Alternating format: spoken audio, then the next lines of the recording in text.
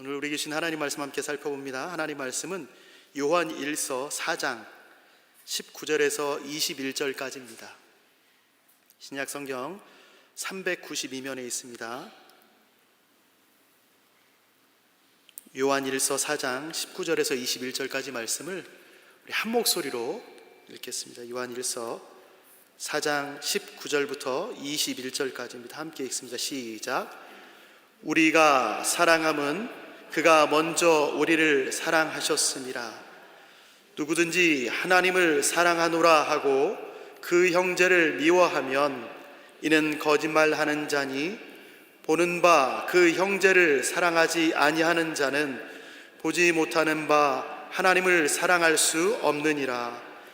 우리가 이 계명을 주께 받았나니 하나님을 사랑하는 자는 또한 그 형제를 사랑할지니라. 아멘. 벌써 5월의 마지막 주 수요일입니다. 우리는 5월 한 달 동안 오늘까지 4번에 걸쳐서 그리스도의 영성이라는 주제를 가지고 말씀을 나눴습니다. 첫째 주가 말씀에 대한 내용이었습니다. 영성의 뿌리. 말씀은 이 영성, 그리스도의 영성은 말씀에 대해 근거를 두고 있다는 거예요. 감정적인 체험이 아니라는 겁니다. 종교적 열심이 아니라는 거예요. 하나님과의 인격적인 관계 속에서 영성이 자라간다. 하나님과 인격적인 관계를 어디서 맺을 수 있는가? 말씀에서 맺을 수 있다라고 우리 함께 나눴습니다. 빠르게 변화하며 진화하는 현대사회는 자꾸 집중력과 영적 깊이를 빼앗아갑니다. 쇼츠를 보면서 우리는 이거 빨리 돌아간다 했는데 어느 날 보니까 드라마를 30분짜리 보려면 얼마나 힘들어요? 우리의 집중력이 사라져가는 거죠.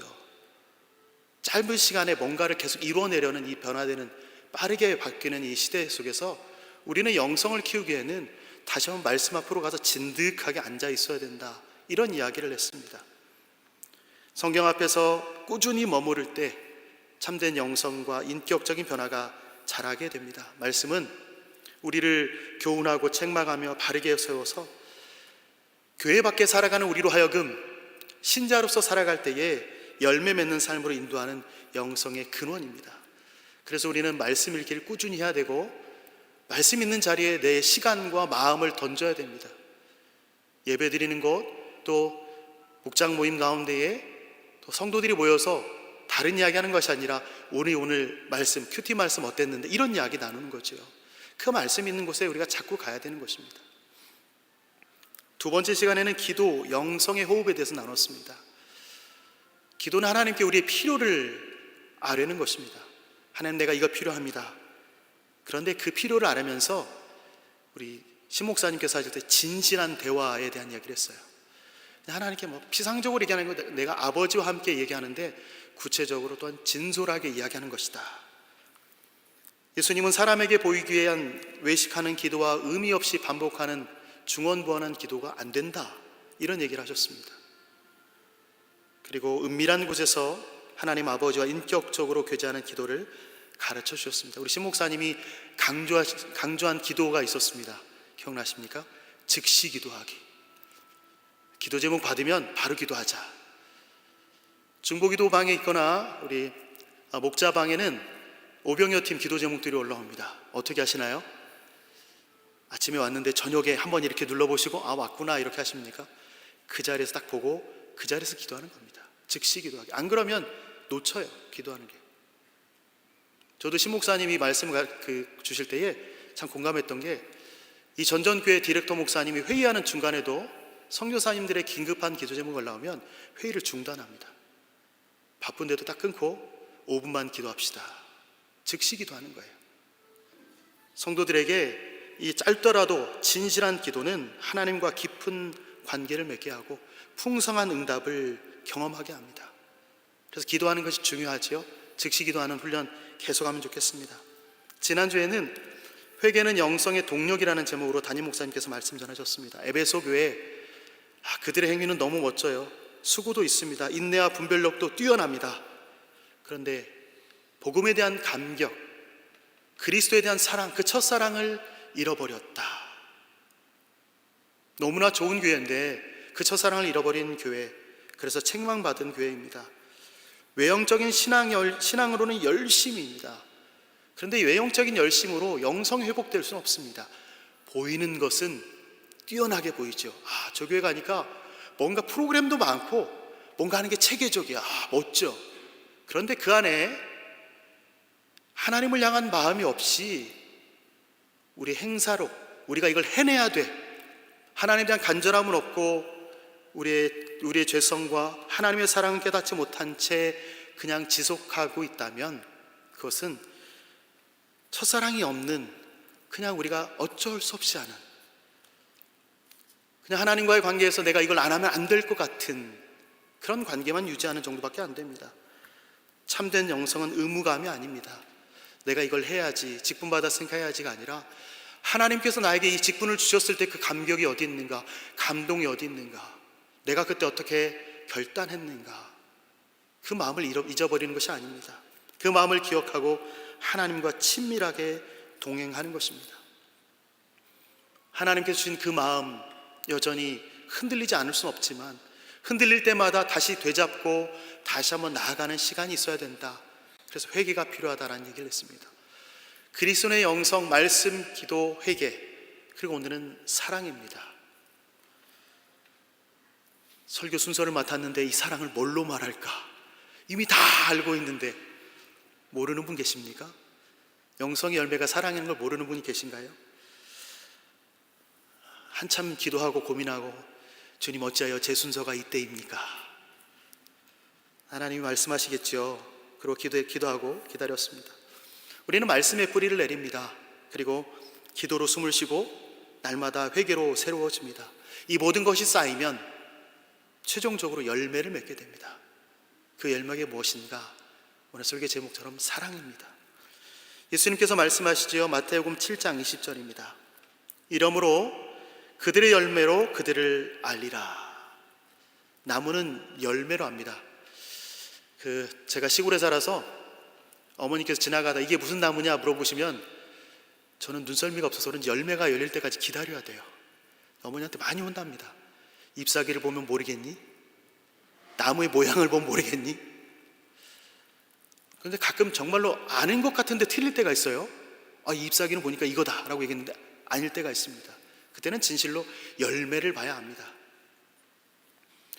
사과나무에는 사과가 열리고 감나무에는 감이 열리지요. 심겨진 것에는 반드시 열매를 맺습니다. 말씀에 뿌리 내렸다면, 기도로 숨을 쉬고 있다면, 회개로 날마다 새로워진다면 그에 합당한 열매를 맺어야 됩니다.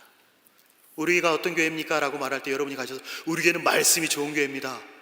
그러면 말씀에 대한 열매를 맺고 계셔야 됩니다. 우리 교회가 어떤 교회입니까? 우리는 기도를 아주 열심히 합니다 라고 말씀하신다면 기도의 열매를 맺어야 됩니다.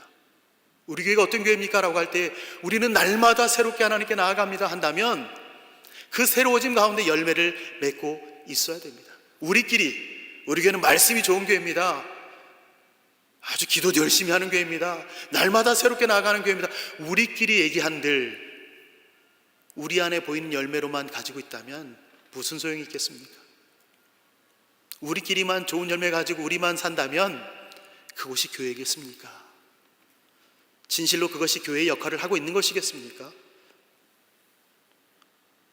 요한은 오늘 본문에서 단호하게 이야기하는 게 있습니다. 그리스도인의 영성의 열매는 사랑이다. 이 사랑을 보면 그 사람의 영성이 얼마나 뛰어난지, 그 사람이 그리스도인으로서 어떻게 살아가고 있는지 알 수 있다라고 이야기합니다. 사랑의 씨앗을 받은 사람은 반드시 사랑의 열매를 맺게 됩니다. 목사님, 저는 사랑의 씨앗을 받아본 적이 없습니다. 그럼 오늘 제가 말씀드리는 것 가운데 나 받았구나 확인이 될 겁니다. 만약에 사랑의 열매가 나타나지 않았다 그러면 뿌리를 점검하셔야 됩니다. 나의 뿌리가 어디 있는가? 나의 뿌리가 사랑의 씨앗을 받았는데도 불구하고 열매가 안 보인다면 내 뿌리를 어디다 두고 있는가? 내가 사랑의 씨앗을 받는 것이 맞는가? 다시 한번 점검해 보셔야 됩니다. 요한이 이 서신서를 쓸 때 당시에는 그 소아시아 지역의 영지주의자들이, 그 영지주의적 이단들이 교회를 자꾸 공격하고 있을 때입니다. 이들은 성경을 아주 잘 안다고 생각했습니다. 하나님을 잘 안다고 생각했습니다. 자신들은 특별한 지식을 가지고 있어서 구원보다 더 뛰어난 것을 가졌다고 생각했습니다. 그래서 교회를 향하여서 너희는 특별한 것을 가지지 않았다라고 얘기하는 거죠. 너희의 사랑은 별거 아니다라고 얘기했습니다. 그들은 영적인 우월감을 가지고 있었습니다. 나는 너희와 달라. 하지만 그들의 삶이 어땠는가? 오늘 요한이 얘기하는 것은 너희는 그렇게 뛰어나다고 말하는데 사랑하지도 않더라. 너희가 그렇게 영적 우월감을 가지고 특별한 지식을 가지고 있다고 하는데 너희는 그 사랑이 보이지 않더라. 이렇게 이야기하는 겁니다. 만약에 우리에게 누군가 이야기한다면 당신은 그리스도인이라면서 당신에게 사랑이 보이지 않습니다. 여러분 그 말 들으시면 어떨 것 같으세요? 이 전전교회에서 같이 사역했던 청년부 목사님이 어느 날 강단에 서서 이렇게 이야기했습니다. 제 안에 사랑이 없습니다. 기도해 주십시오. 제일 많이 사랑하는 목사님이었거든요. 이 목사님의 사랑 표현은 뭐냐면 누가 생일이면요 생일턱으로 그 주변 사람에게 선물을 보내는 거예요. 너 덕분에 내가 행복해서 선물을 보내. 근데 당사자에게만 보내는 게 아니라 그 주변 사람 몇 명에게 보내는 거예요. 그런 모습을 보면서 누가 사랑이 없다고 말하겠어요? 청년들을 사랑해서 신방을 늦게까지 하고 새벽에 또 출근하는 청년들을 맞이하러 또 나가는 그런 모습을 보면 누가 사랑이 없다라고 말하겠어요? 그런데 그 목사님이 얘기하는 것은 나에게 외적인 행위는 사랑이 넘치는 것 같습니다.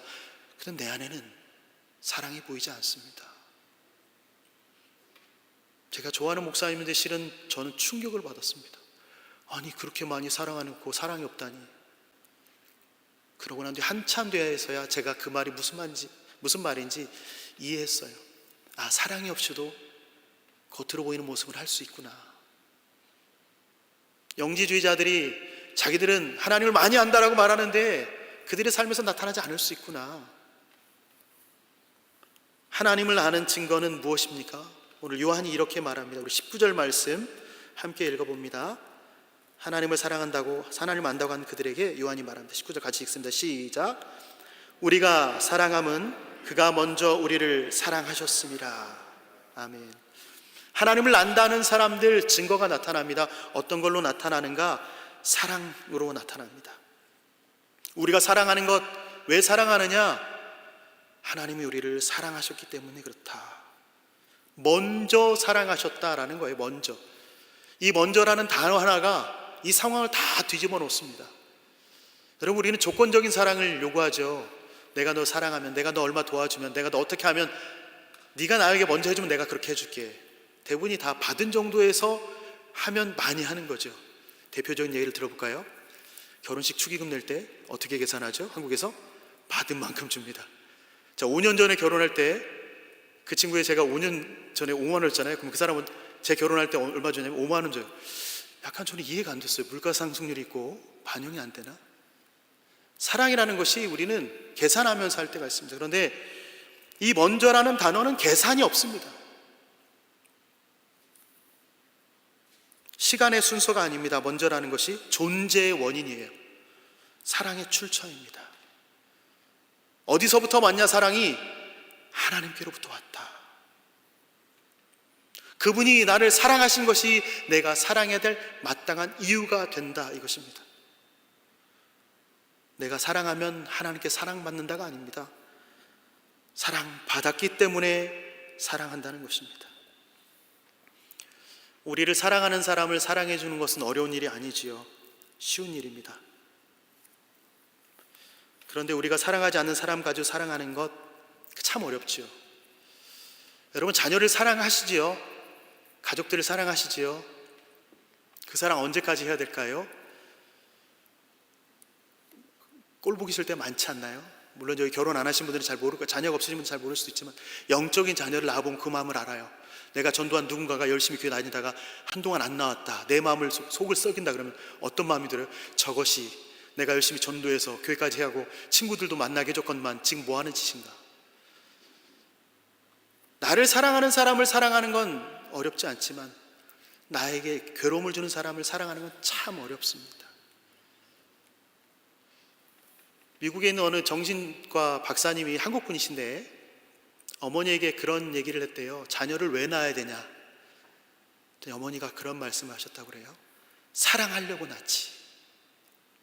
사랑하려고. 그냥 자식을 왜 낳냐고 묻지 말고 사랑하려고 낳는 거야. 그러고 난 뒤에 제가 엊그제 강의를 하나 들었는데 거기서 그러면 자녀를 언제까지 사랑해야 됩니까? 라고 얘기하더라고요. 그 사랑이 자라서 자신의 길을 걸어갈 때까지. 생각해 보니까 성인이 돼도 자신의 길을 잘 걷지 않고 있는 세대거든요. 그러면 결혼하고 난 뒤에도 한참을 지켜봐 줘야 돼요. 그 사랑은 어렵지요. 그런데 우리는 그 사랑을 하고 있습니다. 왜요? 하나님이 먼저 나를 사랑하셨으니까. 우리는 하나님의 사랑이 멀다고 생각하면 우리 부모님의 사랑을 생각해 보면 압니다. 저는 제 아내에게 수도 없이 이야기합니다.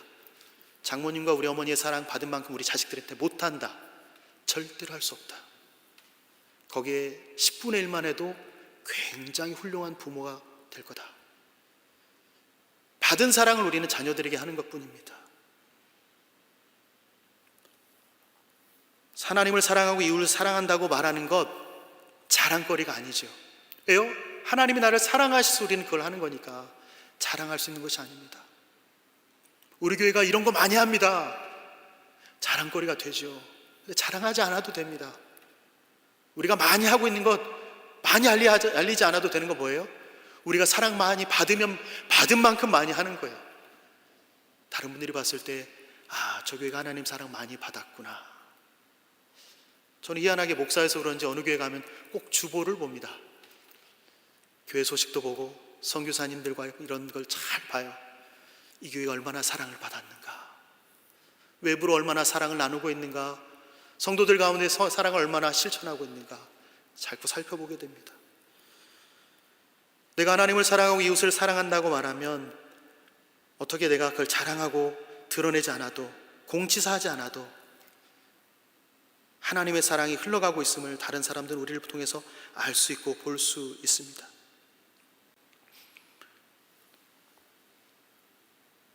내 안에서 사랑이 나온 것이 아닙니다. 먼저라는 말은 근원이 거기에요. 내 안에 사랑이 있었더라면 참 좋겠죠. 아마 결혼하신 분들은 아실 거예요. 남편이 연애할 때랑 지금과 일관되게 똑같다 그러면 정말 이상한 겁니다. 약간이라도 변했어요. 근데 원래 그분의 성품이고 그런 상황인데 우리는 그 사랑이 변했다라고 얘기하죠. 왜냐하면 그 안에 사랑이 나오지 않기 때문에 그렇습니다. 만약에 제가 연애할 때 아내를, 여자친구를 막 사랑하는 그 사랑이 제 안에서 막 솟아나왔던 거라면 지금도 그 사랑을 계속해야 되지만 그때 당시 제 안에 나온 사랑은 호르몬에 의한 사랑이었습니다. 내가 사랑하는 사람을 위해서 어떻게든 저 여인을 내 품에, 내 팔짱을 껴야 되니까 내 호르몬이 자꾸 분비해서 그걸 만들어내는 거죠. 이 먼저라고 시작된 단어는 하나님의 사랑에 대한 응답일 뿐입니다. 내 안에서 사랑이 나온 것이 아니고 그분께로부터 받아 흘려보내는 것이 사랑입니다. 하나님은 우리를 사랑하실 때 내가 너를 사랑한다 라고 말씀만 하지 않으셨습니다. 내가 너 사랑해, 내가 너 사랑한다, 잘 알지? 말만 하지 않으셨어요. 그분은 우리 안에 사랑의 씨앗을 직접 심으셨습니다. 아까 말씀드렸죠? 내 안에 사랑의 열매가 없습니다. 나 씨앗을 다른 씨앗 받았나 봐. 아니요, 하나님께로부터 받은 씨앗이 이 사랑의 씨앗입니다. 그 씨앗의 이름이 예수 그리스도입니다. 하나님은 우리를 너무나 사랑하셔서 이렇게 말씀하셨죠. 요한복음 3장 16절입니다. 하나님이 세상을 이처럼 사랑하사 독생자를 주셨으니 이는 그를 믿는 자마다 멸망하지 않고 영생을 얻게 하려 하심이라. 우리가 죄인 되었을 때에, 원수 되었을 때에, 하나님을 알지도 못했을 때에 그분은 유일한 아들을 우리에게 주셨습니다. 그냥 독생자라는 말이 하나뿐이 아니라 유일한 아들을 주신 겁니다. 그 아들을 십자가에서 죽게 하셨습니다. 죄에 대한 처벌을 완전히 치르셨습니다. 그 정도로 우리를 사랑하셔서 우리 안에 그 사랑의 씨앗을 심으셨습니다. 그러니 우리는 그 사랑의 씨앗을 받은 자로 이제는 그 씨앗에 대한 열매를 맺어가야 되는 것이 당연한 것이죠. 먼저 사랑하신 것에 대한 응답을 하는 것이, 대답을 하는 것이, 그에 대한 반응을 하는 것이 당연한 일입니다. 그 깨달음이 존재의 가장 깊은 곳에서 나를 사로잡을 때 이 사랑의 응답 외에 달리 할 수 있는 것이 무엇이겠습니까? 내가 나를 왜 사랑하느냐라고 물어보시면 주님이 나를 먼저 사랑하셨잖아요. 이웃에게 사랑을 베풀 때 당신은 나에게 왜 선을 베풉니까? 라고 물어보면 하나님이 나를 사랑하셨으니까요. 하나님 나를 사랑하신 것처럼 당신도 사랑하시니까요. 그렇게 말할 수 있는 것 아니겠습니까? 이 복음을 믿고 받아들이는 순간 우리는 성령님을 통해서 우리 안에 사랑의 씨앗이 심겨졌습니다. 심겨진 것은 반드시 열매를 맺게 됩니다. 자연스럽게 맺는 것입니다. 강요로 억지로 맺어지는 것이 사랑의 열매가 아닙니다. 어느 날 보면 그냥 열매가 맺혀져 있었어요. 남들이 보니까 사랑의 열매 맺었어요 라고 얘기해서 아 그래요 하고 이야기하는 것이지, 내가 스스로 보고는 난 사랑의 열매가 이만하다, 아니요, 남들이 보기엔 아주 작을 수 있습니다. 내가 증명하는 것이 사랑의 열매가 아닙니다. 요한은 4장 18절에서 온전한 사랑이 두려움을 내쫓는다라고 말합니다. 그리고 오늘 19절에 그 이유를 밝힌 거예요. 그분을 사랑하면 할수록 비록 연약하고 부족하지만 다른 그리스도인을 사랑함으로 그 사랑의 진실을 입증해 보이면 보일수록 우리는 두려움에서 점점 더 멀어지게 된다라고 이야기합니다. 성숙한 영성을 가진 그리스도인이라고 말할 때 어떤 규칙을 많이 알고 잘 지키는 사람을 말하는 것이 아닙니다. 신앙생활한 지 얼마나 됐습니다 라고 하면 우리는 그분은 교회의 규칙을 잘 알아서 신앙생활하면서 이렇게 살겠구나 라고 말하지만, 우리가 성숙한 그리스도인이라고 말할 때는, 성숙한 영성을 가진 그리스도인이라고 말할 때는 그분의 사랑의 깊이가 얼마나 깊은가, 그분이 얼마나 더 넓게 흘려보내는가를 보고 알 수 있습니다. 어떤 분은 성품적으로 예수님 믿은 지 얼마 안 됐지만 이 사랑의 깊이가 너무 커서 마치 교회 다닌 지 얼마 안 됐는데 와, 이분은 정말 대단한 신앙을 가졌구나, 성숙한 신앙을 가졌구나라고 느낄 수도 있습니다. 어떤 분은 신앙생활한 지 오래됐는데도 불구하고 사랑의 깊이가 보이지 않는 분이 있습니다. 이웃에게 흘려보내는 것이 무엇인지 잘 모를 때가 있습니다. 교회 안에서는 많이 흘려보내는 것 같고 잘하는 것 같은데 그 주변에 있는 사람들은 아무도 말하지 않습니다. 제가 얼마 전에 말씀드렸잖아요. 명함에 40일 금식 기도에 몇 번 이런 걸 파고 다니는데 불구하고 그게 명함에 있는 게 무슨 소용이 있겠어요? 그 주변에 있는 분들이 이분이 어떤 분인지를 말할 수 있어야 되는데, 이분의 사랑 깊이가 얼마나 넓은지 깊은지 말할 수 있어야 되는데, 그렇지 않다면 그분의 신앙이 성숙했다라고 말할 수 있겠습니까? 우리는 이웃사랑을 행하면서 두 가지 함정에 빠질 때가 있습니다. 첫 번째는 의무감입니다. 내가 그래도 직분자인데 해야지, 목사님이 말하기 전에 해야지, 누가 눈치 주기 전에 해야지, 내가 교회 다니니까 참아야지.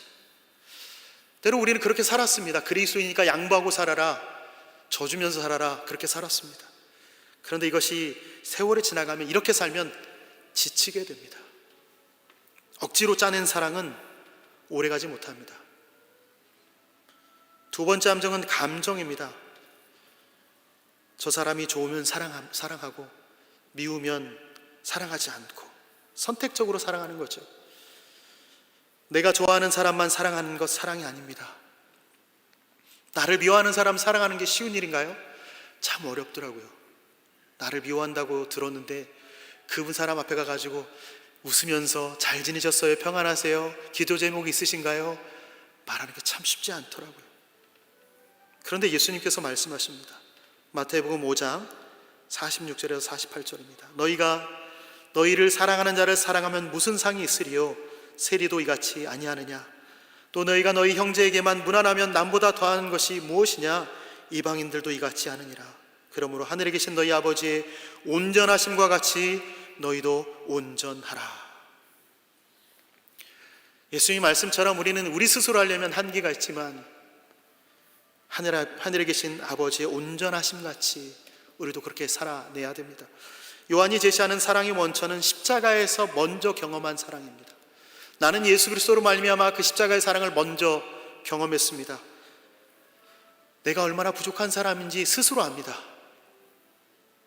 그럼에도 나를 위해서 죽으신 그리스도를 바라볼 때에 우리 안에 심겨진 그 사랑의 씨앗이 점점 더 자라게 됩니다. 싹을 틔우고 꽃을 피우고 열매를 맺게 됩니다. 이웃을 향한 사랑이 그때는 억지가 아니라 은혜로 흘려보내게 됩니다. 하나님께 먼저 심으신 사랑의 씨앗은 심겨진 그리스도 안에서 자라가지만 그 열매의 확인은 내가 하는 것이 아닙니다. 여러분, 사랑의 씨앗은 내가 확인하는 것 같지만 내가 확인하는 것이 아니라 다른 사람을 통해 확인하게 됩니다. 다른 사람을 보면서 확인하게 되고 다른 사람이 당신의 사랑의 씨앗이 이 정도입니다라고 이야기해 줘야만 알 수 있습니다. 20절 말씀입니다. 함께 읽어봅니다. 20절 같이 읽습니다. 시작. 누구든지 하나님을 사랑하노라 하고 그 형제를 미워하면 이는 거짓말하는 자니 보는 바 그 형제를 사랑하지 아니하는 자는 보지 못하는 바 하나님을 사랑할 수 없느니라. 아멘. 요한이 거짓말하는 자라는 표현을 씁니다. 틀린 말 하는 사람이 아닙니다. 자신도 모르는 사이에 결국 드러날 거짓말을 하고 있는 것입니다. 이 말은 무슨 말이냐면 사랑하는 척 하고 있다는 거예요. 사랑하는 척. 난 열심히 그들 사랑하고 있어. 난 그 사람 사랑해 라고 말만 한다는 겁니다. 여러분이 하나님을 사랑하는 표현을 잘 할 수 있죠. 제일 잘하는 사람이 아마 목사일 겁니다. 아침에 부부싸움을 하고 와도 우리는 예배 드릴 때 웃으면서 예배 드릴 수 있습니다. 얼마든지 여러분을 겉모습으로 속일 수 있습니다. 아주 신령한 것처럼 거룩한 척 할 수 있습니다. 이것이 거짓말하는 것입니다. 예배 시간에 열심히 찬양을 부를 수 있습니다. 기도 모임에서 경건한 말을 할 수 있습니다. 하나님을 사랑하고 우리 성도님 사랑하는 모든 모습을 다 보여줄 수 있습니다. 그런데 그 사랑은 숨길 수가 없습니다. 오래가지 않아요. 사랑은 감정이기 전에 여러분이 보이는 바와 같이 행동이기 때문에 그렇습니다. 말로 막 사랑한다고 말하고 다른 행동을 하고 있는 거죠. 사랑하면 반드시 표현하게 됩니다. 반드시 사랑은 흔적을 남기게 됩니다. 저는 우리 교회 오기 전에 남서은혜교회에서 2년 동안 장애인 사역을 했습니다. 두세 가지 복합장애를 가진 분들이 저희 부서였어요.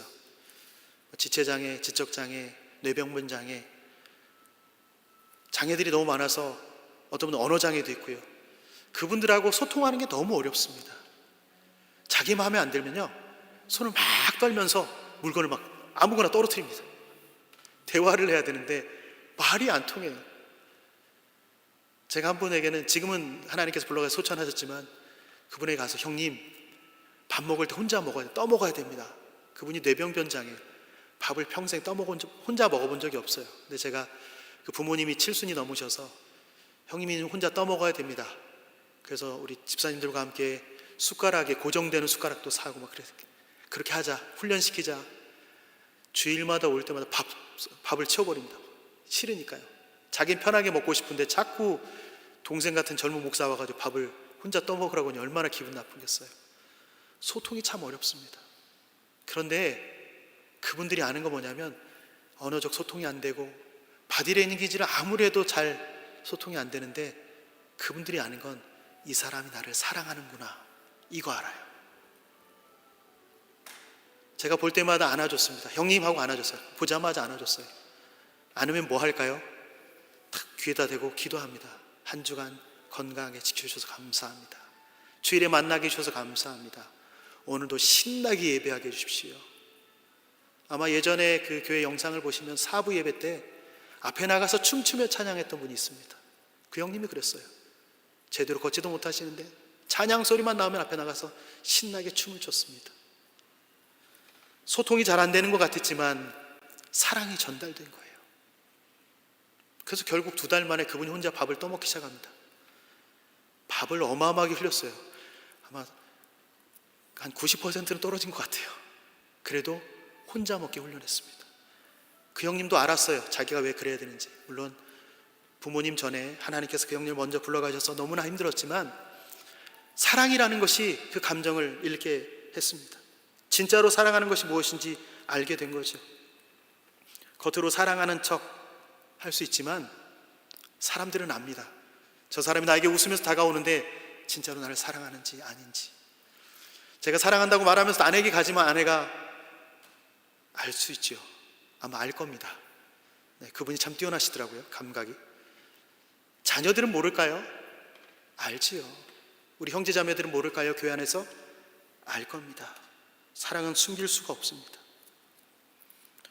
그리스도인 우리가 가끔 놓치는 것이 있습니다. 하나님을 사랑하는 것에 관해서 많은 이야기를 할 수 있고 예배를 통해서 모든 감정을 실어서 표현할 수도 있습니다. 그런데 그렇게 하고 난 뒤에 우리 일상이 어떤가?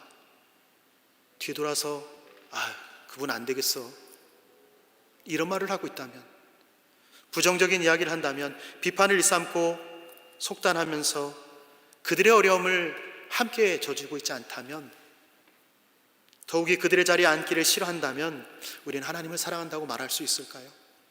교회 안에 어려움들이 참 많이 있다는 걸 서로 다 압니다. 그런데 알고 있지요? 네, 잘 알고 있습니다. 기도하겠습니다. 기도하는 일은 참 감사한 일입니다. 짐을 함께 져주면, 짐을 나눠주면 더 좋겠는데 기도하는 데서 멈춘다면, 알고 있는데도 아무것도 하지 않는다면 우리는 그와 같은 무정함이 우리가 고백하는 내용과 모순되고 있다는 사실. 난 하나님을 사랑해 라고 말하고 있지만 나는 여전히 나만 위해 살아 라고 말하고 있는 것은 아닐까, 그런 생각이 듭니다. 그렇게 산다는 것은 하나님의 계명에 대한 명백한 불순종입니다. 하나님을 사랑한다고 하면서 형제를 사랑하지 않는 것, 교회 안의 아픔들을 함께 짊어지지 않는다는 것. 저는 초신자인데요. 제가 새가족 교육 할 때는 항상 얘기했습니다. 새신자 아니고 다 헌신자입니다. 네, 이미 오실 때 헌신자였어요. 다 교회에서 헌신하시고 오신 분들이에요. 교회에서 적응하시고 나면 봉사하시면 좋겠습니다라고 말씀드렸습니다. 우리가 만약에 우리의 무정함 때문에 사랑한다고 말하면서 표현하지 않는다면 우리는 복음을 전하는 일에도 방해가 될 것입니다. 서로 사랑하지 않은 공동체에서, 진실하지 않은 공동체에서 보여지는 모습을 교회 밖에 있는 사람들이 보면서 와, 저기는 진짜 교회다 라고 이야기하겠습니까? 서로를 세워주고 위로하고 위로받으며 믿음으로 복음으로 하나 되는 모습을 가지고 있어야, 그런 모습이 드러나야 사람들은 진실로 교회다 라고 말할 겁니다. 교회들이 많이 지탄을 받지요.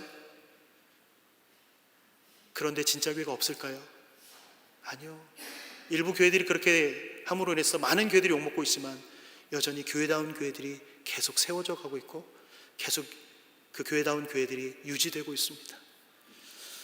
많은 사람들이 교회가 어떤 어려움과 문제가 있는지 알고 있습니다. 그런데 사랑하기를 주저합니다. 내가 교회를 사랑하면 그 아픔을 함께 해줘야 되는데, 내가 교회를 사랑하면 그 모습에서 돌이키고 하나님 앞에서 겸손히 낮추고 은혜를 베풀어 달라고 기도해야 되는데, 나는 아니지요. 주님, 제가 저기 있사오니 쟤를 사용해 주십시오. 나는 다음번에.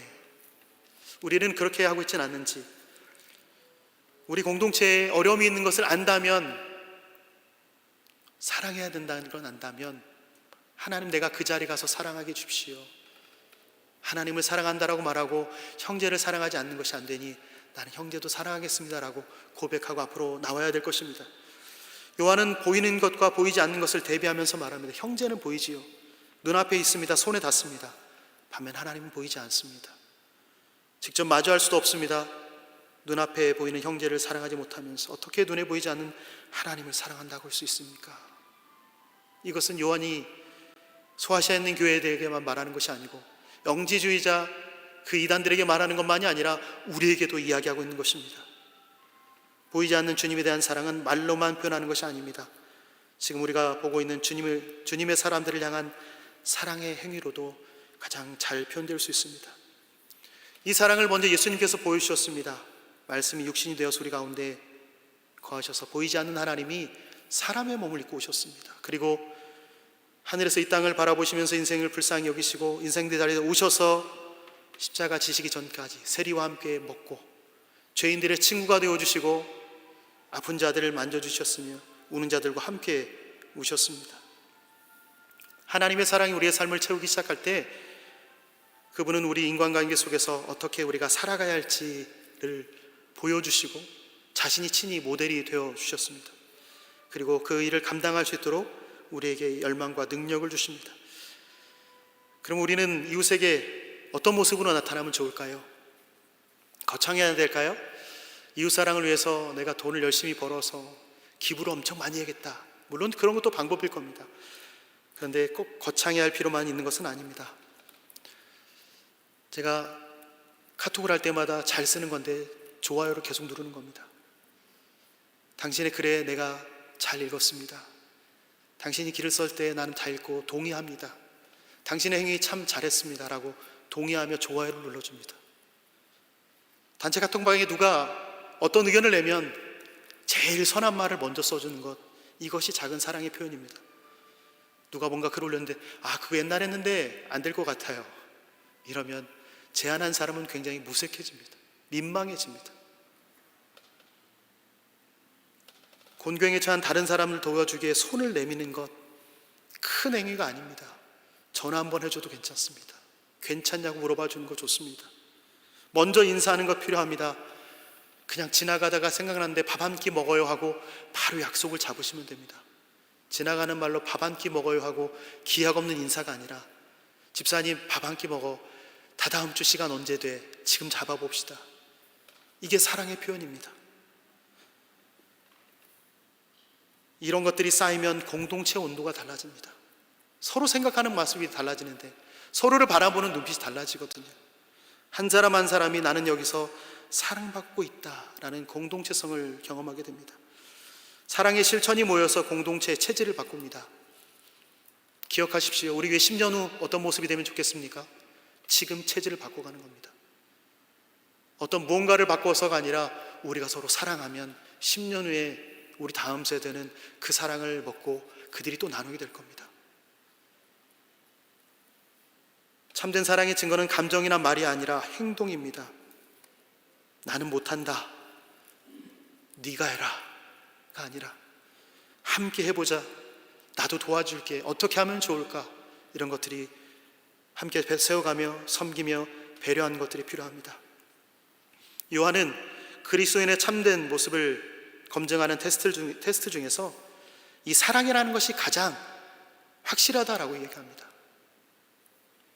그리스도에게 헌신하는 것을 구두로 고백하는 것, 하나님을 사랑한다라고 말하는 것은 말로만 하는 것이니까 어려운 것은 아닙니다. 그러나 입으로 그렇게 말하면서 그의 삶이 뒷받침되지 않는다면 거짓을 말하는 것이지요. 그러니 우리는 그리스도의 참된 모습이 어떠한지를 삶으로 확인할 수 있는 것입니다. 블레이즈 파스칼이 이런 말을 했더라고요. 우리는 사람들을 사랑하기 위해서 그들을 알아야만 합니다. 그러나 우리는 하나님을 알기 위해서는 그분을 사랑해야만 합니다. 사람들은 완전하지 않아서 서로 이해하고 알고 받아들이는 이성과 경험을 거치면서 비로소 사랑을 경험하게 됩니다. 그런데 하나님은 인간의 유한한 이성이나 지식으로 헤아릴 수 있는 분이 아니기에 마음을 열고 그분을 온전히 사랑할 때 그분의 섭리와 존재를 깨닫게 된다는 것입니다. 요한은 여기에 한마디를 덧붙여서 역설을 합니다. 21절 말씀 함께 읽어봅니다. 하나님을 사랑하라는 게 파스칼의 이야기였는데요, 요한은 이렇게 얘기합니다. 21절 같이 읽습니다. 시작. 우리가 이 계명을 주께 받았나니 하나님을 사랑하는 자는 또한 그 형제를 사랑할지니라. 명령입니다. 이웃사랑은 선택이 아니고 계명에 대한 순종입니다. 전체 율법은 사랑이라는 최고의 율법으로 요약되고 우리가 하나님의 계명을 지키지 않으면 그분을 사랑할 수가 없습니다. 하지만 순서는 이웃을 사랑해서 구원받는 것이 아니라 구원받았기 때문에 이웃을 사랑하는 것입니다. 이 사랑의 씨앗을 하나님께서 우리에게 먼저 심으셨습니다. 그리고 이 씨앗이 자라서 내가 아니라 상대를 통해서 이 열매를 확인하게 됩니다. 내가 하는 행동을 통하여 상대가 기뻐하고 즐거워하고 그대의 삶이 변화되고 그가 또 누군가에게 사랑의 행위를 하는 것을 통하여서 내가 사랑의 열매를 맺고 있다는 것을 확인하게 됩니다. 코람데오라는 말이 있지요. 하나님 앞에서라는 뜻입니다. 이 코람데오, 우리는 실천을 참 잘합니다. 예배당에서 하나님 앞에서 선자로 예배하지요. 그리스도인들이 모여있는 곳에서 이 코람데오로 살아가려고 했습니다. 기도할 때, 찬양할 때, 말씀 읽을 때 우리는 하나님 앞에서 행하고 있습니다. 코람데오지요. 하나님 앞에서 사는 이 삶, 이 코람데오의 신앙은 예배당에서 완성되지 않습니다. 시장에서, 가정에서, 직장에서, 이웃과의 모든 관계에서 완성됩니다. 그래서 코람데오는 24시간 하나님을 경험하는 삶입니다. 24시간 하나님과의 동행입니다. 직장에서 정직하게 일하는 것, 약한 사람을 외면하지 않는 것, 먼저 연락하고 먼저 손 내밀고 먼저 용서하는 것, 배려하는 모든 것이 하나님 앞에서 드리는 예배입니다. 이 모든 것을 우리는 알고 있죠. 그래서 우리는 인정해야 됩니다. 다 알고 있는데 왜 안 될까? 잘 안 되는 것 인정해야 됩니다. 이 계명을 완벽하게 지킬 수 없다라는 것을 우리는 인정하고 시작해야 됩니다. 사랑해야 되는데 미워하게 되고 용서해야 되는데 용서하지 못하는 것, 우리가 아무리 노력해도 결국 한계에 부딪히게 됩니다. 그리스도인의 영성이 열매로 나타나야 되는데 우리 나무에는 가지가 많고 잎은 무성한데 열매가 보이지 않을 수가 있습니다.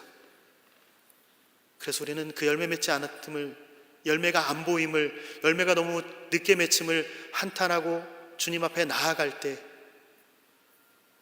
내가 스스로 열매 맺지 못한다고 인정하는 그 순간 하나님이 우리로 하여금 열매 맺게 하신다는 사실을 또 받아들여야 됩니다. 내가 스스로 하는 것이 아닙니다. 예수님이 우리로 하여 이 계명을 완전하게 이루셨습니다. 하나님이 완전히 사랑하시고, 하나님을 완전히 사랑하시고 이웃을 완전히 사랑하셨습니다. 십자가에서 원수까지도 품으셨습니다. 그 사랑의 계명 앞에 우리가 무릎을 꿇을 때, 은혜를 구할 때 그 사랑에 힘입어서 우리도 열매를 맺을 수 있는 것입니다. 그리고 그 사랑을 더 깊이 받을수록 우리는 우리 안에 심겨진 씨앗은 더 풍성한 열매를 맺게 됩니다. 이것이 복음의 역설입니다. 내가 맺고 싶어도 맺지 못할 때 그 하나님께 은혜를 구하는 순간 맺게 되는 이 복음이 은혜의 순환입니다. 한 달의 여정을 마쳐갑니다. 말씀이 영성의 뿌리임을 배웠고요, 영성의 기준은 내 느낌이 아니라 기독 하나님 말씀에서 나온다라는 것 잘 되새겼습니다. 기도가 영성의 호흡임을 알았지요. 그래서 바로 기도하는 것들, 즉시 기도하는 것들, 또 회개가 영성의 동력임을 배웠습니다. 날마다 죽고 날마다 사는 것, 그리고 오늘 밤 우리는 사랑이 영성의 열매임을 배웠습니다. 여러분에게 질문드립니다. 지금 여러분의 삶에 사랑하기 어려운 사람이 있습니까? 사랑이 영성의 열매인데 내가 사랑할 수 없는 사람이 있습니까? 그렇다면 다시 한번 오늘 본문 19절을 읽어보십시오. 우리가 사랑함은 그가 먼저 우리를 사랑하셨습니다. 하나님이 나를 먼저 사랑하셨다, 자격 없는 나를 먼저 사랑하셨다, 이것이 우리 안에 다시 한번 시작되어야 됩니다. 그리고 십자가의 깊이를 바라볼 때에 우리가 그 마음을 다시 한번 알아가기 시작할 겁니다. 하나님께서 먼저 심으신 이 사랑의 씨앗이 다른 이들을 통해서 열매로 맺히는 기쁨과 감사를 또 우리 일상에서 경험하고 또 누리고, 또 그 사랑의 열매가 얼마나 큰지를 또 다른 사람들이 우리에게 알려주고 또 기뻐하고 위로받고 격려받으면서 또 누군가를 잘 섬겨나가고 사랑을 나누는 우리 그리스도인들 되시기를, 또 그리스도인의 영성에 열매 맺혀가는 우리 모두가 되시기를 예수님의 이름으로 축원합니다. 아멘. 하나님, 우리를 먼저 사랑해 주셔서 감사합니다. 내 안에 사랑이 있는 것 같지만 내 안에 있는 것은 사랑이 아니라 사랑의 탈을 쓴 빈 껍데기였습니다. 내가 사랑한다고 하지만 나의 사랑은 한계가 있었고 나의 사랑은 짧으며 늘 사랑하지 못하는 순간만 사랑하는 것이었습니다. 그러나 이 시간 하나님이 우리를 사랑하셔서, 나를 사랑하셔서, 먼저 사랑하셔서 그 아들을 주셔서 십자가에 달리게 하신 그 사랑을 다시 한번 되새깁니다.